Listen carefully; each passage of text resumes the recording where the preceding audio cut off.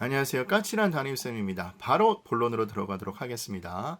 이번 동영상에도 수능 전에 올려드렸던 2022학년도 정시지원 가이드라인 문서의 업그레이드 버전으로 설명드리도록 하겠습니다. 이 주소로 가셔서 최신 자료를 다운로드 받으시고 출력하신 다음에 동영상을 받으시길 부탁드리겠습니다.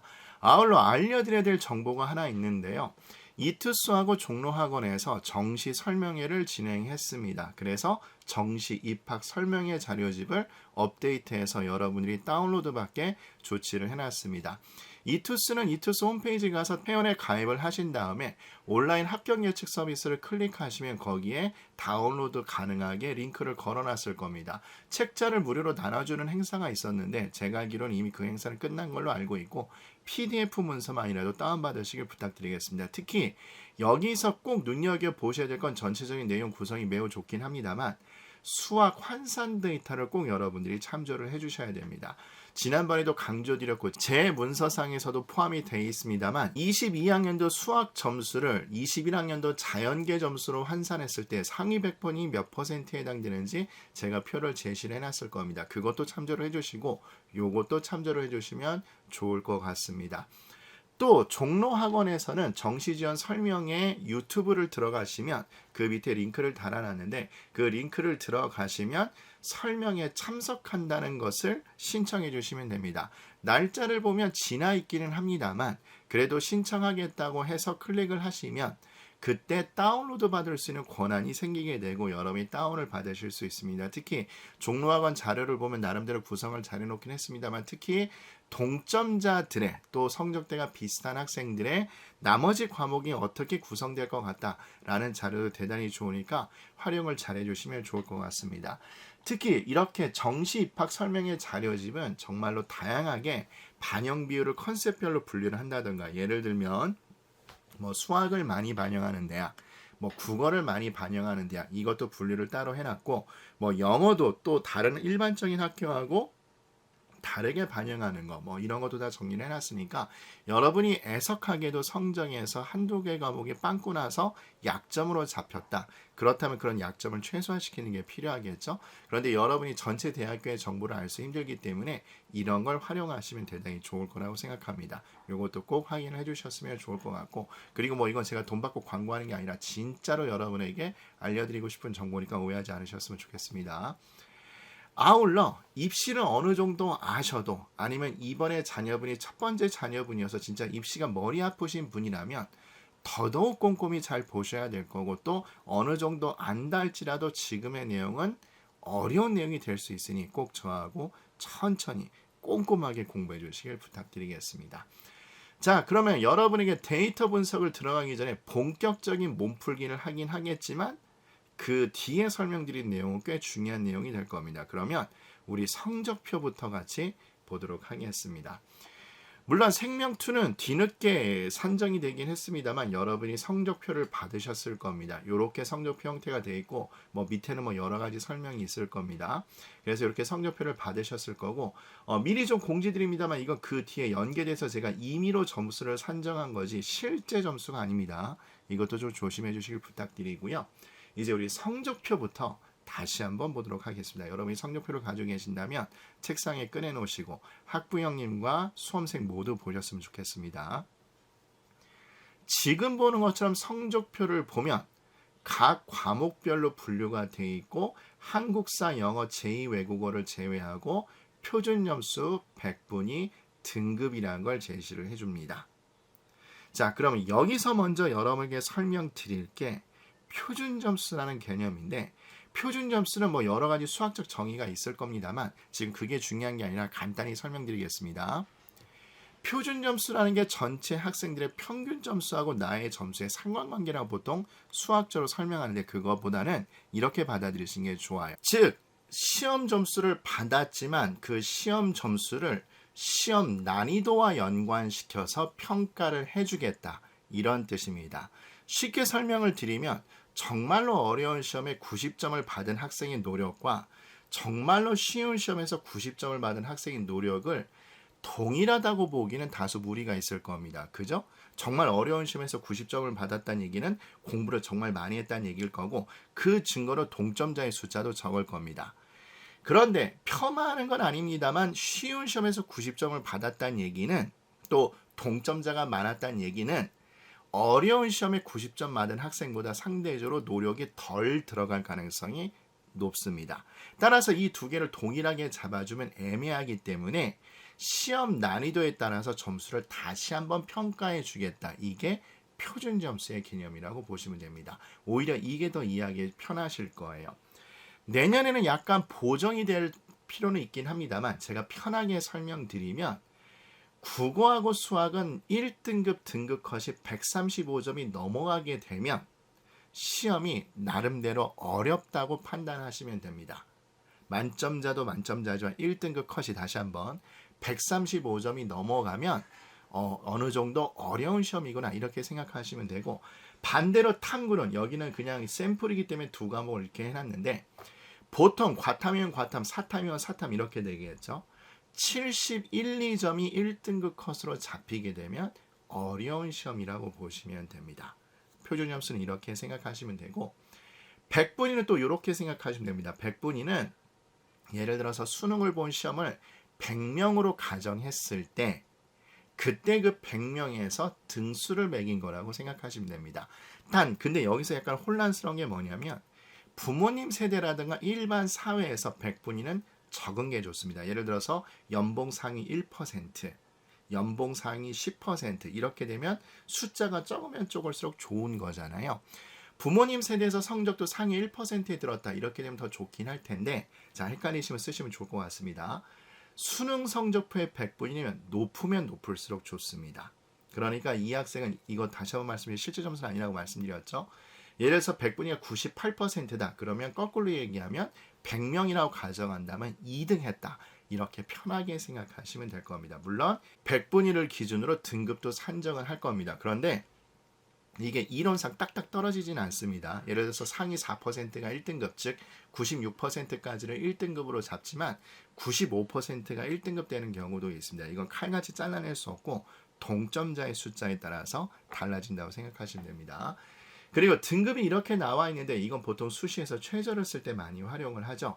그리고 기타 이런 경우도 있습니다. 뭐 그런 경우는 많지 않을 것 같긴 합니다만 한국사 같은 경우는 반드시 봐야 되는데 4등급, 5등급 이하는 뭐 자격이 안 된다. 이런 조건도 있을 거고, 심지어 지방의대도 이런 경우도 있죠. 영어는 1등급만 지원할 수 있다. 이런 조건도 있을 겁니다. 또 영어 같은 경우는 등급 간 점수차도 학교마다 다르니까 이거를 확인해 주시면 좋을 것 같습니다. 자, 근데 이렇게만 알면 안 되죠. 이거는 요놈도 같이 기억을 하셔야 됩니다. 수능 성적표는 이렇게 나와 있는데 대학은 이거를 자기 입맛대로 골라서 평가를 합니다. 그래서 여러분이 입학 요강을 다운로드 받아서 보시면, 물론 여러분이 그거를 다 다운로드 받아 볼 필요는 없고 온라인 매체표가 다 해준다고 얘기 드렸죠. 근데 거기에 제시되어 있는 설명이라도 이해는 하셔야 됩니다. 예를 들어서 우리 학교는 합격의 활용 데이터는 표준 점수를 가지고 한다 라고 얘기하는 대학도 있습니다. 그럼 그 대학은 이 밑에 있는 100분위는 신경 쓰지 않고 오로지 표준 점수만으로 판단을 하는 겁니다. 또 어떤 대학, 보통 지방 의과대학도 이런 대학이 은근히 있는데 우리 대학은 표준 점수 등급 이런 건 신경 안 쓰고 100분위만 가지고 판단을 하겠다라고 해서 지금 뭐처럼 100분위 데이터만 활용하겠다고 하는 대학들도 있습니다.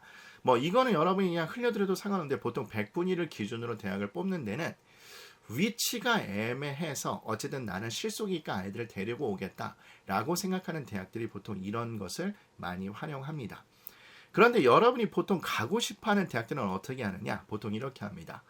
국어하고 수학은 표준 점수를 활용을 하고 탐구는 100분위를 활용하겠다 라고 해서 혼합지표라는 거 보통 얘기하는데 이렇게 반영하는 대학이 대부분입니다. 특히 상위권 대학, 여러분이 가고 싶어하는 대학은 보통 이렇게 할 거예요. 근데 거기도 어떻게 얘기하고 있냐면 우리는 국어하고 수학은 표준 점수로 반영을 하고 탐구는 100분위로 반영하는데 자체 대학 규정에 따라 자체 환산 점수로 재산정한다라고 또 설명할 겁니다. 다시 한번요. 자체 변환 표준 점수나 변환 점수로 재산정한다 이렇게 얘기를 하는데 이 얘기는 무슨 얘기냐면 나름대로 대학이 예를 들어서 요 성적표만 갖고 본다면 131, 137 그리고 98, 88을 그대로 더해서 총합을 내는 게 아니라 여기에 여러 가지 상수값이라든가 이런 걸 다시 나름대로 통계 자료를 갖고 대학에 자체적으로 계산을 합니다. 이렇게 하는 이유는 이렇게 생각하시면 됩니다. 일단 선택 과목에 따른 유불리를 어느 정도 완화를 시키려고 하고, 그리고 나름대로 자기네들이 원하는 성격의 학생을 뽑으려고 그런 제도를 만들었다고 생각하시면 됩니다. 근데 이렇게 얘기 들으면 너무 복잡하잖아요. 걱정하지 않으셔도 됩니다. 이게 온라인 배치표가 알아서 자동으로 계산해서 환산 점수를 여러분에게 제시를 해줍니다. 근데 이거는 그래도 알아들으셔야 됩니다. 왜냐하면 그 복잡한 정시 입학 설명 자료집을 보려면 이거를 이해를 하셔야 돼요.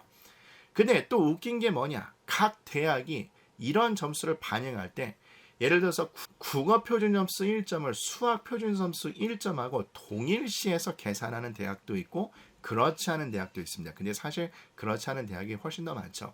그 이유는 뭐냐면 과목별 반영 비율이 다르기 때문에 그렇습니다. 근데 이 내용은 대성학원 블로그에서 너무 예시를 이쁘게 들어주셔서 그거를 발췌해서 여러분에게 보여드리겠습니다. 자, 성적표를 다시 이렇게 그 대성학원 블로그에서 다시 이렇게 한 것 같아요. 자, 이 학생을 가상의 성적을 이렇게 상정해놨습니다. 이거 올해 성적이 아니라 그냥 이분들이 반영 비율의 위력하고 그 다음에 활용 지표의 위력을 보여주려고 이렇게 일부러 점수를 상정한 거니까 참고하고 보시면 됩니다. 이거 22학년 성적이 아닙니다. 여러분이 입학 요강을 다운받으시면 실제 그러실 필요는 없다고 말씀드렸죠. 온라인 배치표 가면 이게 다 제시가 되어 있습니다. 서강대는 지금 보는 것처럼 국어, 수학, 영어, 탐구가 있을 때 우리는 앞에 있는 수능 성적표에서 국어는 36.7%라고 재산정하고 수학은 43%라고 재산정하고 영어는 가점 뭐 점수를 1, 2점 등급간 이렇게 더 준다는 얘기죠. 점수 차이는 학교마다 또 다릅니다. 그리고 탐구는 20% 반영으로 해서 이렇게 반영을 한다. 성균관대 자연과학 계열은 국어를 25%, 수학을 40%, 탐구를 35%로 반영을 한다. 라고 해서 과목별 반영 비율을 제시를 해줍니다. 이거를 모르시면 여러분이 진짜로 까막눈이 돼요. 데이터를 좋은 걸 제공해드려도 여러분이 활용을 못합니다. 그래서 요새 유튜브에서 제가 제일 걱정되는 게 환산 점수 몇 점대, 표준 점수 몇 점대, 그리고 100분위 몇 %대가 이 대학을 지원 가능합니다라고 보여주세요. 근데 그게 싸그리 뭉뚱그려서 나쁜 데이터라고 얘기는 못합니다. 분명히 그것도 유용한 데이터이긴 한데, 근데 제가 말씀드렸잖아요. 컨설팅의 묘미는 모험 지원 대학을 찾는 겁니다. 그렇게 단순히 100분위 표준 점수 합을 이용해서 하게 되면 내가 지원할 대학을 고를 수 있긴 하지만, 근데 그 뒤에 설명드릴 겁니다만 결과적으로 점수를 손해보고 가는 경향이 많게 돼요. 이건 내용이 길니까 따로 동영상을 찍어서 올릴 예정입니다. 그래서 지금 보는 것처럼 환산 비율을 알으셔야 되는데, 자, 그럼 우리 밑에 데이터를 보기 전에 미리 한번 예측을 해볼게요. 내가 시험을 봤는데 국어는 잘 봤는데 탐구를 못 봤습니다. 그럼 당연히 어딜 가야 되죠? 서강대를 지원해야 되겠죠. 그죠? 여기 탐구는 20%밖에 반영 안 하는데 얘는 국어는 36.5%로 높습니다. 대략적으로 러프하게 계산해도 1.5배 정도 되죠. 반면에 탐구는 잘 봤는데 국어를 망쳤어요. 그럼 당연히 성균관대를 지원해야 됩니다. 그런데 이렇게 하는 게 왜 차이가 있느냐? 요 놈을 보시면 됩니다. 그래서 대성황에서 이걸 멋지게 예시를 보여주셨는데 다시 한번 강조드립니다. 이거는 올해 성적이 아니라 대성황에서 상정해서 보여주는 겁니다. 지금 보면 이 학생의 성적도 400점, 표점 합이 100분위 합도 287.5고 이 학생도 표점 합은 400이고 100분위 합은 287.5입니다. 동일하죠. 근데 보시는 것처럼 C 학생은 국어를 잘 보고 D 학생은 국어를 못 봤습니다. 수학은 일부러 동일하게 했죠. 그리고 C 학생은 지금 보처럼 탐구를 하나 줘줬고 E 학생은 탐구가 어느 정도 좋습니다. 이걸 가정하고 두 대학교의 데이터를 대입해서 환산 점수를 했더니 C 학생은 당연히 서강대가 더 유리하게 나왔습니다. 이유는 아시겠죠? 요놈 그죠? 즉 단점을 완화시키고 장점을 극대화해주는 대학이 서강대니까 이 학생은 C 학생은 서강대가 그나마 이 학생보다 서강대 환산 점수가 C 학생이 더 유리하게 된 겁니다. 근데 성균관대로 보자면 과탐을 잘 보고 국어를 살짝 못 봤는데 2등급이죠. 성균관대는 국어 약점은 그나마 완화가 되고 과탐은 지금처럼 장점이 극대화되니까 당연히 D 학생은 지금 보는 것처럼 성균관대가 더 유리한 대학으로 잡히게 됩니다. 따라서 동일한 표준 점수하고 100분이어도 여러분들이 어떻게 보면 쓰는 대학이 정해져 있을 가능성이 크다는 얘기입니다. 이해가 되시죠? 그래서 대학교별 과목별 반영 비율 그리고 표준 점수 100분위 이거를 이해를 하셔야 됩니다. 그런데 이걸 여러분이 다 하기 얼마나 불안하시고 힘드시겠어요. 이걸 누가 잘해준다고요? 다시 한번 강조드립니다. 이투스 모지가 내 성적 분석을 잘해주고 있습니다. 표준 점수로 봤을 때 과목별 반영 비율이 몇 대 몇이었을 때 100분위로 봤을 때 과목별 반영 비율이 몇 대 몇일 때 내가 예상되는 100분위가 이 정도 된다라고 해서 이투스 모지가 내 성적 분석 꽤 잘해주고 있습니다. 근데 그거를 이해를 하시려면 이 원리도 아셔야 되고 나중에 모험지원대학을 저하고 잘 찾기 위한 겁니다. 라고 해서 이 두 가지 기본 중에 기본을 기억을 해주시면 됩니다. 이해되시죠? 자, 중요한 건 이제부터 중요한 겁니다. 자, 여러분 잘 들으셔야 됩니다. 이 내용은 학부형님들이라면 저보다 사회 경험이 더 많으시기 때문에 충분히 이해할 건데 착하고 순에 빠진 수험생들은 이 내용이 처음에 와닿지 않을 겁니다. 근데 제 말을 믿으시면 돼요. 뭐냐? 자본주의 사회는 사실 애매합니다. 뭐가 애매하냐? 얼마 전에 제가 인터뷰에서 되게 재밌는 얘기를 봤는데 이런 겁니다. 선의의 마음으로 사주는 거는 돼지고기가 끝이다. 소고기를 아무 이유 없이 사준다. 뭔가 이상한 의도를 가지고 있다. 라는 게 어떤 식당에 그 액자로 걸려 있나 봐요. 그래서 제가 그걸 보고 얼마나 배꼽 잡고 웃었는지 모릅니다. 근데 사실 그 말이 맞습니다. 자본주의 사회에서는 여러분에게 무조건 좋게 해준다. 그거보다는 기업이라면 또는 경제활동을 영위하는 개인이라면 자기의 이익을 충실히 빼먹는데 노력을 하고 있습니다. 저도 얘기했죠. 저도 이 유튜브를 이렇게 열심히 찍는 것도 여러분들이 하도 뒤통수 막는 게 안타까워서 그것 때문에 열받아서 그런 것도 있긴 하지만 제가 동영상 첫 번째 동영상도 얘기 드렸습니다. 차후에 저도 경제적 이득을 얻기 위함이 더 클 수 있습니다.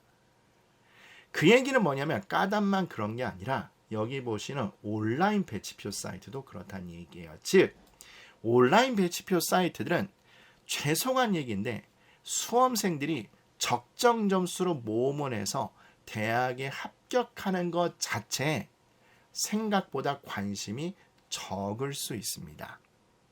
제가 확정적으로 얘기드리기 힘들지만 이거는 제 말이 맞을 가능성이 높을 겁니다. 즉 여러분에게 적정 점수를 보여줘서 모험을 해서 합격해서 점수 가성비를 최대한 살리는 게 아니라 합격률을 높여서 이분들의 판매량이 지속적으로 유지가 돼서 수익을 추구하는데 더 큰 목표가 있다고 생각하시면 돼요. 그럼 합격률을 높이려면 어떻게 되느냐? 여러분에게 데이터를 고지고대로 보여주는 게 아니라 합격 예상 점수를 조정을 하고 보정값을 반영을 해서 미안한 얘기인데 여러분들은 어느 정도 하향 지원으로 유도를 한다는 얘기입니다. 이게 바로 우리가 모험을 해야 되는 이유입니다. 특히 올해처럼 선택 과목이 너무 많아졌고 변수가 너무 많아졌는데 이 정도 점수가 합격 점수야 라고 제시를 했는데 만약 그걸 보고 학생들이 몰려서 폭파됐어요. 그럼 커트라인이 높아지겠죠. 그런데 그것 때문에 커트라인이 올라가서 합격률이 떨어졌어요. 그럼 그 사이트는 내년에 판매율이 저조해지게 되는 겁니다. 따라서 여러분이 저한테 제일 많이 하는 질문이 뭐냐? 선생님 처음에 진학사 5칸이었는데 이게 마감 기한이 다 되니까 3칸으로 줄었어요. 1칸이 줄었어요. 2칸이 줄었어요. 이 질문하는 친구들이 되게 많아요. 근데 진학사만 그런 것 같아요. 제가 추천했던 대성마이메가고 이투스 모지도 모의 지원 등수도 있긴 합니다만 거기는 합격 예상 점수를 보통 보여줄 건데 옛날에 내가 5점 플러스 점수로 여유가 있었는데 어느 날 보니까 마이너스 1점 돼 있는 경우도 있고 또 마이너스 3점 돼 있는 경우도 있어서 플러스 값이 마이너스 값으로 바뀌어서 저한테 새벽에 전화를 거는 친구들도 있었습니다. 이게 왜냐? 보정값을 반영하는 거예요.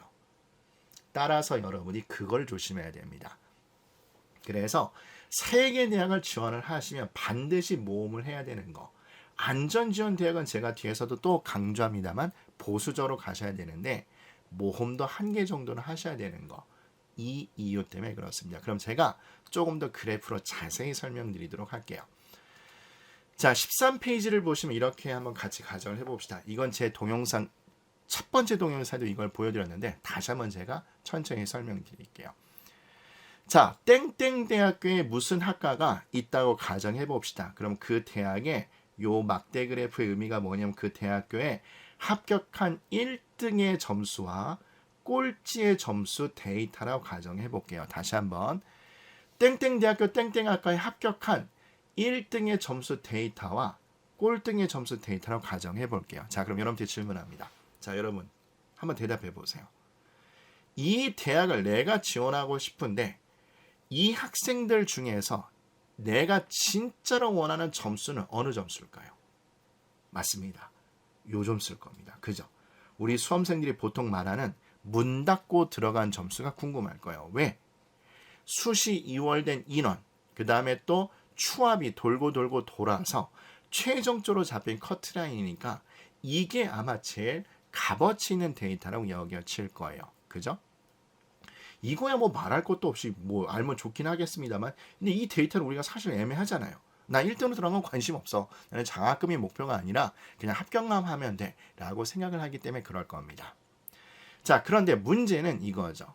그게 대성마임이 됐던 진학사가 됐던 이투스 모지가 됐던 이 대학교 1등부터 꼴등까지 데이터를 다 확보하기는 어렵습니다. 제가 지난번 정시 컨설팅 시리즈 얘기했을 때도 여러분한테 뭐라고 말씀드렸냐면 가채점한 데이터를 빨리 온라인 배치표에 올려서 쿠폰 받으라고 얘기 드렸을 거예요. 그죠? 이렇게 쿠폰을 뿌리면서까지 여러분 데이터를 얻어야지 합격생 데이터를 가공을 정확히 할 수 있기 때문에 그렇습니다. 그런데 애석하게도 각 사이트가 모든 1등부터 꼴등까지 데이터를 확보하기가 어려워요. 그러면 우리 한번 가정을 해볼게요. 그러면 각 사이트가 노력해서 실제 합격생 데이터는 요 정도인데 요 정도가 조사됐다라고 가정을 해보겠습니다. 자, 그럼 이거 보시는 것처럼 1등의 성적하고 조사된 1등 학생의 성적 데이터가 동일하지 않죠? 차이가 있습니다. 그리고 조사한 데이터의 꼴찌 학생하고 실제 꼴찌 학생의 데이터가 차이가 있습니다. 즉, 요 정도 차이가 발생해요. 그죠? 그럼 이 정도 차이가 발생을 하면 요것만 보더라도 실제 합격생의 꼴찌 점수하고 조사한 데이터의 꼴찌 점수에 이만큼 차이가 생기니까 온라인 배치표 사이트가 요 놈만 갖고 데이터를 산정한다면 벌써 기준이 높게 잡힌 겁니다. 다르게 얘기하면 짜게 잡혔다 또는 보수적으로 잡혔다고 이야기하는 거예요. 이것만 보더라도 벌써 점수 차이가 있잖아요. 근데 문제는 뭐냐? 각 사이트들은 이게 실제 꼴찌인지 모르기 때문에 안정장치를 마련하기 위해서 얘를 가지고 데이터를 가공하는 게 아니라 이거보다 살짝 높게 요 놈을 기준으로 해서 데이터를 산정한다는 얘기예요. 그래서 여러분이 온라인 배치표든 종이 배치표든 보면 무슨 말이 반드시 써 있냐면 자기네들이 추론한 데이터의 하위 70%의 학생을 기준으로 합격생 예상 점수를 산정했다라고 이야기를 하는 거예요. 또 심지어 다른 대학교 공식 입학처 페이지를 보면 거기는 심지어 뭐라고 얘기하느냐, 우리는 합격생의 평균 점수를 제시한다고 이야기를 해요. 그러면 평균 점수다. 그럼 그 대학교는 실제 공개된 데이터가 여기 정도 된다는 얘기인 거잖아요. 그럼 사실은 점수가 더 높게 산정이 된다는 얘기인 거죠. 그죠? 근데 얘는 그냥 우리 없다고 가정해 볼게요. 50%짜리는 어쨌든 70에서 80% 학생을 기준으로 산정을 하게 된 겁니다. 따라서 점수가 또 한 번 짜게 잡히게, 보수적으로 잡히게 이렇게 된 겁니다. 그러니까 이걸 기준으로 합격 예상 점수를 산정했으니 벌써 여기만 보더라도 기준이 짜게 잡힌 걸 알 수 있습니다. 근데 웬걸 이분들이 모의 지원을 해봤더니 이번에 이과가 많이 몰려. 그러면 커트라인 높이기 때문에 그대로 방참에 위험하겠다는 생각이 들어서 한 번 더 보정값을 이렇게 잡아줍니다. 언제? 여러분이 원서 접수를 시작하고 마감이 될 때쯤 이렇게 보정값을 한 번 살짝 더 잡아줘요. 그래서 합격 예상 점수를 주로 보여주는 사이트라면 예상 점수를 조금 짜게 잡으면 되겠죠. 즉 내가 합격 가능을 예측했더니 플러스 5점 정도 나와서 기분 좋게 긍정값이 나왔는데 마감 전날 그게 1, 2점으로 떨어지거나 심지어 마이너스 1점으로 떨어질 때가 있습니다. 심지어 작년에도 그랬어요. 진학사의 경우에는 내가 4칸 40% 합격 가능성이 있다는 얘기인 거죠. 근데 마감 전날 되니까 이게 갑자기 한 칸 또는 2칸이 없어졌어요. 제가 물어보겠죠. 여러분이 앵간한 강심장이 아니면 그거를 못 버텨낼 가능성이 정말로 큽니다. 그래서 제가 마감 전날 그때 전화기를 들고 살아요. 애들 마음을 진정을 시켜주려고. 학부형의 마음을 진정시켜주려고. 그러니까 여러분들 이거를 잘 생각하시면 됩니다. 자, 이렇게 설명드리니까 여러분 이제 눈에 보이죠? 그러면 온라인 배치표 사이트는 지금처럼 기본적으로 점수를 짜게 보수적으로 상향 조정해서 산정을 하니까 실제 이만큼의 오차가 있을 수 있으니 내 점수의 분포가 여기 있을 수 있으니까 비록 마이너스 점수가 나와도 모험했을 때 합격할 수 있는 근거가 이건 겁니다. 그죠? 자, 그런데 지금 선생님 눈에 선하게 보이는 것 같습니다. 수학에 특히 특화된 친구들이 이렇게 저한테 물어보는 것 같습니다. 선생님, 그러면 이건 뭐 표준 모델이니까 이해는 하겠는데 조사한 데이터가 이렇게 아니라 다르게 조사될 수 있지 않습니까? 예를 들면 어떻게 해요? 이렇게. 실제 합격생 데이터가 있는데 실제 조사한 데이터의 성적 1등 성적과 실제 합격생 1등의 점수가 동일한 경우도 있겠죠? 근데 이거 봐봐요. 벌써 어떻게 되어 있어요? 모집 데이터군이 상향 조정됐습니다. 그죠? 그럼 애시당초 이 차이가 훨씬 더 커지는 거예요. 선생님 이런 경우에 수만 있나요? 아니죠. 이런 경우일 수도 있겠죠. 즉 조산 데이터 중에 꼴찌 학생의 점수와 실제 꼴찌의 점수가 동일할 수 있겠죠. 그럼 이건 모집 데이터가 지금처럼 밑으로 이동하게 된 겁니다. 근데 이걸 하면 좋은데 온라인 배치표 사이트는 불안하다니까요. 왜? 이걸 기준으로 산정을 했을 때 학생들이 몰려서 불합격자가 속출돼요. 그럼 내년에 판매가 안 된다니까요. 그래서 어떻게? 이 빨간 라인이 이래서 나온 겁니다. 온라인 배치표 상의 그 운영진들은 이 논리를 모르는 게 아니기 때문에 제가 말씀드렸죠. 안전장치를 마련한 거예요. 어떻게? 하위 70% 학생, 그러니까 이 밑으로 30%가 더 있다는 얘기인 거죠. 이 사태가 있을 수 있으니까 그래서 이걸 기준으로 산정을 했다. 그런데 문제는 뭐냐면 얘 봐봐요. 엄청 짜게 잡힌 거잖아요. 얘는 실제 합격생 점수가 이 정도인데 극단적으로 이렇게 잡힐 수 있다는 얘기인 겁니다. 그래서 제가 사이트를 좋아하는 사이트가 있어도 하나만 여러분에게 사라고 얘기를 절대 못해요. 그렇게 얘기하는 사람은 되게 위험한 걸 여러분한테 알려주는 거예요. 매년 제가 3개 사이트에 판별하는 법도 알려드리거든요.